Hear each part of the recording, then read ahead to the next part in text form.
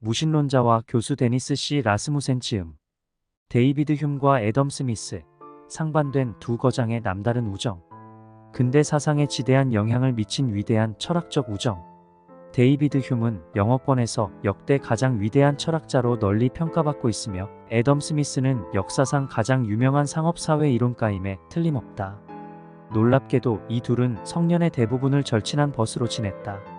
이 책은 1749년 그들의 첫 만남부터 사반세기 남짓 후 휴미 사망할 때까지 둘의 우정의 추이를 따라가면서 개인적 상호작용은 물론 각자가 상대방의 세계관에 끼친 영향을 검토할 것이다.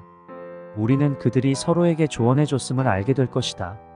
우리는 두 사람이 같은 친구들 그리고 적들을 많이 사귀었고 같은 사교단체들의 회원이었으며 좀 더 많은 시간을 함께 보내기 위해 끊임없이 항상 그들의 바람보다 덜 실현됐지만 애썼음을 알게 될 것이다.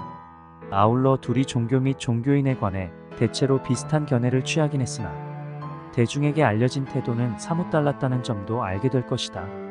사실 이것이 이 책 전체를 관통하는 주제일 것이다. 나는 교수로서 이 책이 휴므과 스미스의 학술 연구에 기여하기를 바라지만 비단 학자들만을 위해서가 아니라 이 두 계몽주의 거장의 삶과 사상에 관해 그리고 단언컨대 가장 위대한 철학적 우정에 관해 더 많이 알고 싶어할 모든 이를 위해 이 책을 썼다.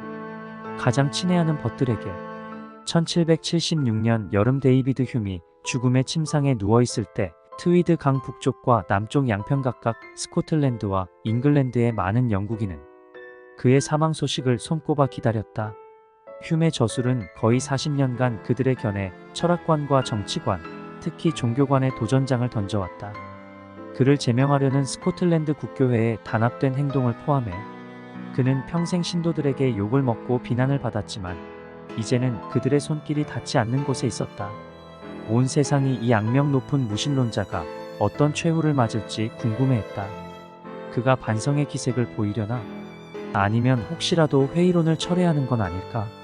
사후 세계에 대한 믿음이 제공하는 흔한 위안도 전혀 받아들이지 않았으니 고통 속에서 죽어가려나? 그러나 휴므는 자신이 살아왔던 대로 죽었다. 아주 유쾌하게, 그리고 신앙심 없이. 휴메 차분하고 용감한 최후에 관한 가장 뛰어난 글은 그의 가장 친한 친구이자 얼마 지나지 않아 세상을 바꾸게 될 책을 이제 막 출간한 유명한 게 너무나도 당연한 한 철학자의 펜 끝에서 나왔다. 국부로는 애덤 스미스 본인의 말을 빌리면 대영제국 상업체계 전반에 대한 매우 과격한 공격이었으나 대체적으로 꽤 호평을 받았다.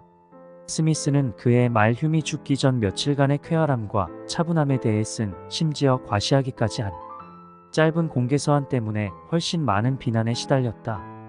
그는 신앙심 없는 자신의 친구가 인간의 나약함이라는 본성이 허용하는 선에서 완벽하게 지혜롭고 도덕적인 인간이라는 개념에 거의 근접했다는 선언으로 편지를 끝맺었다.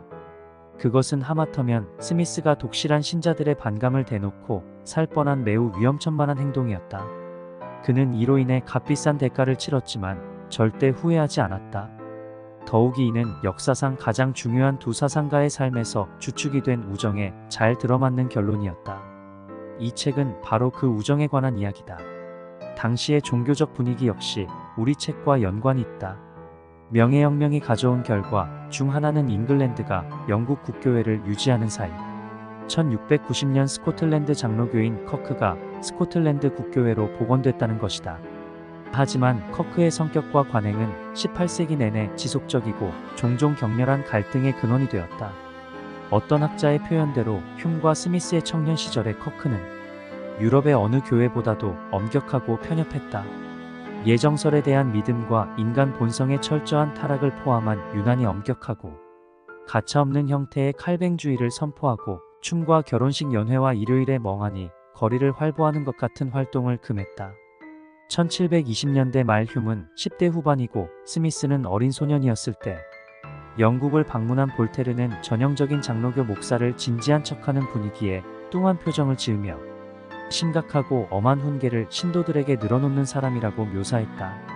불과 몇십 년 전인 1697년 토마스 에이킨헤드라는 이름의 한 에든버러 대학생은 친구들에게 자랑삼아 던진 불경스러운 발언 때문에 18세의 나이에 교수형을 당했다. 마녀 혐의자들에 대한 사법살인은 그 세기 내내 계속됐다. 스코틀랜드에서 마법으로 유죄 판결을 받은 최후의 여성은 자기 딸을 조랑말로 둔갑시켰다는 항상 결정적인 증거였다. 죄목으로 1727년 산채로 화형당했다. 쾌활한 무신론자 데이비드 휴문. 많은 이들의 마음속에 상냥한 성격과 명석한 두뇌와 절대 물러서지 않으면서도 인간미 넘치는 세계관으로 간직된 가장 사랑받는 철학자라 해도 무방할 것 같다. 전 세계 대학의 철학자 수천 명을 대상으로 실시한 최신 설문조사에서 많은 사람이 철학사의 다른 어떤 인물보다도 휴문을 지지한다는 사실이 밝혀졌다. 자신의 시대에도 휴문 그를 잘 아는 사실상 모든 이들로부터 사랑받았다. 그는 에든버러의 문필가, 심지어 목사들 사이에서도 인기가 많았다. 파리 상류사회는 그에 대한 존경을 나타내는 좋은 사람 데이비드란 호칭을 부여했다. 그러나 비교적 국한된 이들 집단 바깥에서는 휴메 논쟁적 견해가 가져가준 그를 깎아내리지 못해 안달난 사나운 이들이 대거 포진하고 있었다. 1764년 그는 한 친구에게 이렇게 말했다. 간밤에 내가 목이 부러졌다는 말을 듣고 기뻐하지 않을 영국인이 50명 중 1명이나 있으려나. 어떤 사람은 내가 토리가 아니라서 싫다하고, 어떤 사람은 내가 휘그가 아니라서 싫다하고, 또 어떤 사람은 내가 기독교인이 아니라서 싫다하고, 모든 사람이 내가 스코틀랜드인이라서 싫다하네. 우리가 살고 있는 좀 더 냉담한 시대에도, 그리고 휴미 엄청난 유머 감각에도 불구하고 외견상 가차없어 보이는 그의 회의론적 성격은 많은 독자를 당혹스럽고 심지어 경악하게까지 만든다. 이사야 벌린이 어느 누구도 그보다 더 심각하고 충격적으로 철학 사상사에 영향을 준 적은 없다라고 피력했을 때 이는 다수를 대변하는 말이었다. 1750년대 중반이 되자 무신론에 대한 평판이 휴을 따라다니기 시작했고 다음 몇 년간 그는 문필가들의 또 다른 공공기획에서 배제되었을 뿐 아니라 훨씬 더 세간의 이목을 끄는 기관으로부터 그를 축출하려는 시도에 부딪힌다. 바로 스코틀랜드 국교회였다. 이렇게 누구보다 멋지고 결코 잊지 못할 우리의 친구가 같습니다. 그의 철학적 견해에 관해서는 그와 일치하느냐 아니냐에 따라 모두가 찬성하든지 아니면 비난하든지 틀림없이 저마다 달리 판단하겠지요. 하지만 그의 성격과 행동에 관해서는 이견이 있을 수 없습니다. 사실 그는 이런 표현을 해도 좋다면 제가 이제까지 만났던 다른 어떤 사람보다도 행복하게 균형 잡힌 성격의 소유자였습니다. 게다가 유쾌한 기질이란 게 사람들의 기분을 아주 좋게는 만들어도 경솔하고 가벼운 자질이 수반될 때가 많은데 확실히 그의 경우는 가장 엄정한 적용, 가장 해박한 지식, 가장 심도 깊은 사고, 그리고 모든 면에서 가장 종합적인 역량이 수반되었습니다.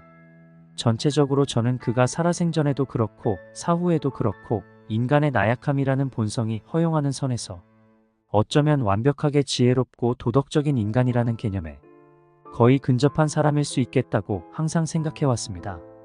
그대에게 언제나 당신의 가장 다정한 벗, 애덤 스미스 올림, 무신론에 대한 지적, 철학적 연구를 함께할 친구가 있으면 좋겠다는 생각이 들었습니다. 무신론을 연구하고 함께 사명으로 같이 할 흉과 스미스와 같은 친구 말입니다. 지금까지 캔디맨이었습니다. 다음 또 다른 작품으로 인사드리겠습니다. 감사합니다.